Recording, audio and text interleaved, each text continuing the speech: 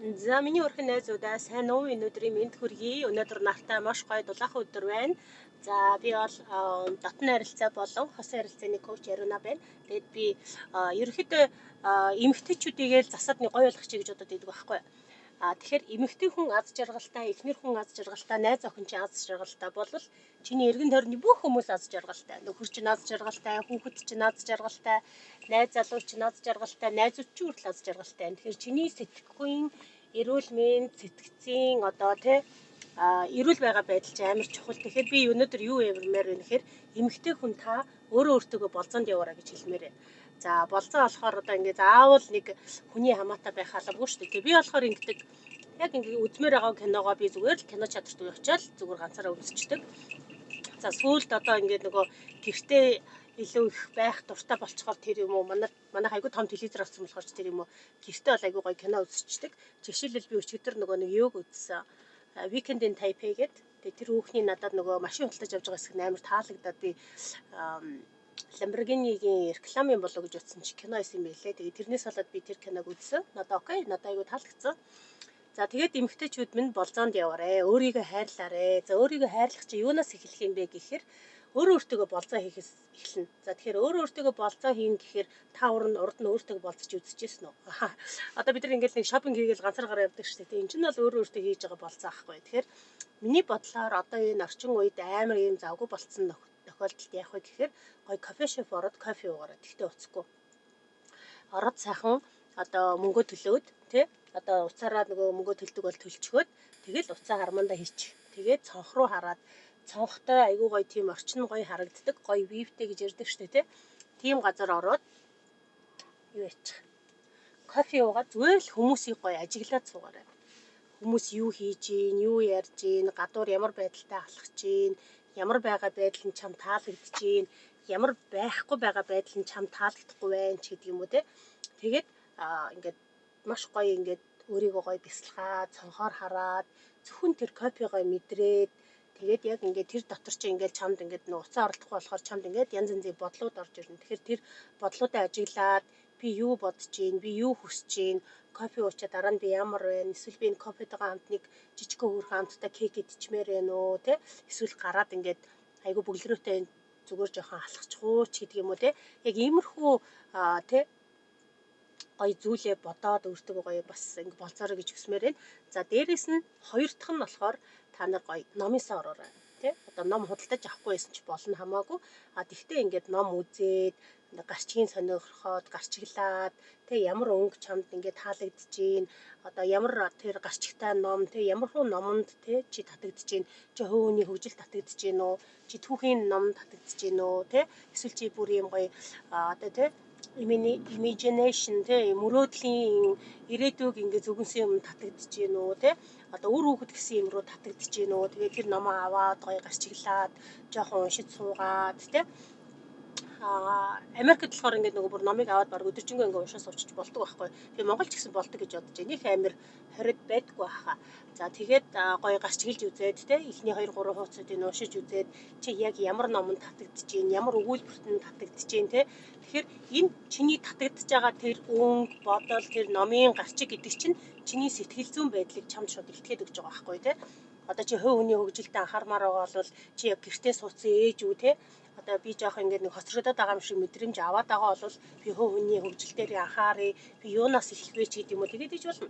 Эсвэл бүр ингээд те одоо олон хүүхэдтэй ч юм уу те ингээд хүүхэдтэй олон хүүхдтэй байсан ч гэсэн хүн ингээд нэг хүүхэдтэй байсан ч гэсэн ээж хүмүүс чи хүүхэдтэй амар хайртай ингээд бүхний зориулахад бэлэн байдаг шүү дээ те. Тэгэхээр хүүхдийн хүмүүжлийн ном сонирхоод байна уу? Эсвэл гэр бүлийн ном сонирхоод байна уу? Эсвэл одоо миний мэрэгжлийн те интимэси те одоо хосуудын дотны харилцаа те төхөртөөгөө суугаад 5 жил 10 жил 1 жил 2 жил одоо те үерхэд бас аюу олон жил болцсон. Тэгсэн ирнэд хоёрын ингээд нэг тийм байгаа байдал чи ингээд нэг юм зүгээр юм нормал нэг таньдаг хүмүүс шиг болцсон байна уу те дотны харилцаагаа илүү гоё дотн боломоор байна уу те яг юун дээр татагдж гин анхаарж гин гэдгийг гоё хараад ажиглаараа заяа. Энэ бас чаны ингээд чиний өөртөө хийж байгаа маш гоё болцоо байхгүй. Чи өөрийгөө таньж байгаа, мэдж байгаа, юу хүсэж байгаагаа ингээд дотроосоо анзаарж байгаа тэр гоё мэдрэмж. Тэгэхээр та нараа би бас гоё номын сан ороосай, ном уншаад гарчиглаасай, өөрөө өөрлөгөө гоё өндийгөөсөө гэж бас гоё хүсэж байна. За тэгээ гурав дахь нь болохоор юу яах вэ гэхээр хэрвээ та ажил хийдэг бол гоё ажилтайгаа болцоороо тий. Одоо ажилтайгаа болцно гэхээр заавал ажил одоо амралтын өдөр бас байж болно шүү дээ тий. Эсвэл яг ажлын өдрөө одоо яг гэрээсээ бүрэн гараад уцаа ингээд сайхан бүрэн цэнэглээд чихвчээ бүрэн цэнэглээд тэгээд гоё гэрээсээ гараад яг ийм нэг чимээгүй орчинд очиороо тий. Чимээгүй орчинд очиж байгаад тэгээд одоо өөрийгөө хөгжүүлэхтэй чи ном уншиж болно. Чи ингээд нөгөө сонсдог ном байдаг шүү дээ тий. Надаа би айгүйх сонсдог ном бас сонсдог байхгүй. Тэгээд сүүлд ингээд цаасан ном бас уншсан чи айгүй гоё байлээ. Нөгөө зарим номууд чинь онлайн юм сонсдогоор байхгүй болохоор би угаасаа өсөөгүй би цаасаар авч уншиж байгаа байхгүй. Тэгээд би сүүлд багшаагийн номыг цаасаар авч уншсан надаас амар гоё эс нөгөө цаасан номын мэдрэмж чинь нөгөө багасаа л тэгээд өссөн болохоор тэр юм уу цаасан ном уншихаар бас айгүй гоё. Тэгээд би бүр за окей би дараалал 3 ном дуусгана гэж бодсон байгаа. Яг цаасныг онлайныг болохоор би яг саяхан нөгөө 2 ном онлайнаар сонсоод дууссан байхгүй. Тийм болохоор би юу яагаад байгаа. Окей би тэгвэл цаасан ном одоо гоё унших хугацаанд болцсон юм байна гэж бодоод тэгээд тэ одоо өөртөө ном уншиж болж, ном сонсож болж гин тэ. Энэ ч над руу жоохон дайраад ах юм. За яг. Тэгээд ном гоё сонсож болж гин. Эсвэл яг өөрийнхөө хувь хүний хөгжлийг сонссон гоё подкастууд гоё сонсож болж гин тэ. Чи өөрийгөө яаж хөгжүүлмээр вэ? Нэг юун дээр анхаармаар байна те? Чи яг ямар подкастуудыг илүү их сонсоод байна те? Одоо ямар хувь хүний хөгжил дээр ч гэдэг юм уу чи суралцмаар байна уу те? Эсвэл чи гадна төрхөө өөрчлөмөр байна уу? Эсвэл чи жингээ авсмаар байна уу те? Чи яг энэ жилийнхаа те 2026 оны төлөвлөгөөгөө гаргасан уу те? За ингээд хүмүүс ингээд нөгөө ихэнхдээ нэг саргаа ингээд болоод ирэхэр чинь дандаа ингээд нэг юм жилийн төлөвлөгөөгөө гаргадаг шүү дээ те? Би болохоор төлөвлөгөөгөө 1 жилээр 3 жилээр, 5 жилээр, 10 жилээр, 20 жилээр гэж төсөөлж хардаг. Тэгээд энэ би та нарт нэг бас нэг гоё тип өгөхөд одоо чи яг өөрийгөө хэд наслана гэж бодож байна, тий? Одоо жишээл би бол өөрийгөө нэг 80-90 хүрчнэ гэж боддог байхгүй. Тэгэхээр би 80 настай ариунаа ямар байх юм би өөрийгөө төсөөлдөг байхгүй. Би ер нь стил айгу фэшн юм заяа. Малгайтай яг ингээд нэг өнгийн малгайтай ингээд тий одоо цамцтай, подолктой одоо юутэй эдийн тий костюм пижактай, дублтэй тий төвлөнийг амар өндөр халавгүй ягаад гэвэл би 90 хүрсэн юм чинь те. Одоо би стил усанд ордог гэнэ би бассейнд ордог. Сэлдэг байна те. За тэгээд ном уншдаг байна. Тэгээд ингээд угаасаа 80 90 хүрчихэж байгаа юм чинь би амар актив угаасаа ажиллахгүй. Тэгэхээр өглөө босоод нэг гоё кофе уугаад ч юм уу гоё замаар алхаад ингээд төсөөлдөг байхгүй. Ингээд төсөөлөөд тэгэхээр би одоо дансандаа тэдэн төгрөг хуримтлуулсан байна те. Тэрнийхээ тэдийн өөр нь одоо жил тийшээгээ нэг аялна ч гэдэг юм уу. Тэгэхээр тэр бүх ингээд чи хэд хүртэл насламаар байна. Тэгээ чи тэр насандаа өөрийгөө яаж харж ийн, аценераа харж ийн үү, чи гадуур дотор зугаалаа явж ийн үү, тэ? Чи энийг өөрөө билд хийж өөрийгөө имижинэйшн үүсгэх штэ, тэ? За тэгээд чи далтаа тэгээд тэндээсээ хоошоо хөвж эхлэн чи тэр үед чи жеттэй болсон байх хэвээр юм уу, чи усан онгоцтой болсон байх хэвээр юм уу, тэ? Манай Монгол амар гоё хөгжүүлд хөвсгөл далаа дээр ингээд битүү усан онгоц явдаг болсон байхыг үгүйсэхгүй штэ. Чи өөрийн гэсэн гоё ят авсан гэж бас болно штэ, тэ? Би бол тэгж бас гоё төсөөлдөг.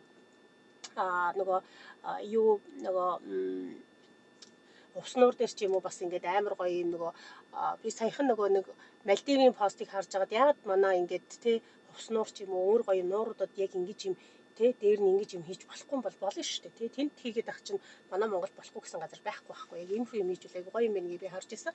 За тэгэхээр тэр имижинэйшнээс өөрийгөө хөөн чи хэдэн төгрөг хураацсан байх юм хэдэн хүүхэдтэй болсон байх юм хэдэн арчцээтэй болсон байх юм нөхөр чи юу хийж яах юм чи юу хийж яах юм гэд тэгэхээр чин 70 80 60 гээл 50 40 гээл те 40 гэдгсэн чи 40 дээр явж шít те одоо баг 30 40 дээр явж шít те тэгэхээр чамд чи 5 жилийн дотор юу хийх юм 10 жилийн дотор юу хийх юм 20 жилийн дотор юу хийх юм энийг төлөвлөгөөгөө гаргаад тэгээ тэрнээс нь хойшоо нь хөөгөөд ингээ голоос нь гоё шахаад өөрийнхөө мөрөөдлийг хийх ёстой юм а зөв чиглүүлгээ олно тэр чи нэг имийг 10,000 цаг хийсэн байхад чи төгс төгөлдөр хэмжээнд очино тийм болохоор би тэрийг гоё олоосай тий олохын тулд одоо кофе шоп ороосай номын одоо дэлгүүр ороосай тий өөртөө болцоо хийж өөрийнхөө хувь хүний хөгжилдөө гоё анхаараасай гэж хүсэж байна.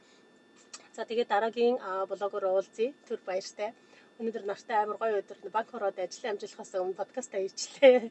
Инхээр айгуу гоё бүр сэтгэл санаа айгуу гоё болчдөг байгаа.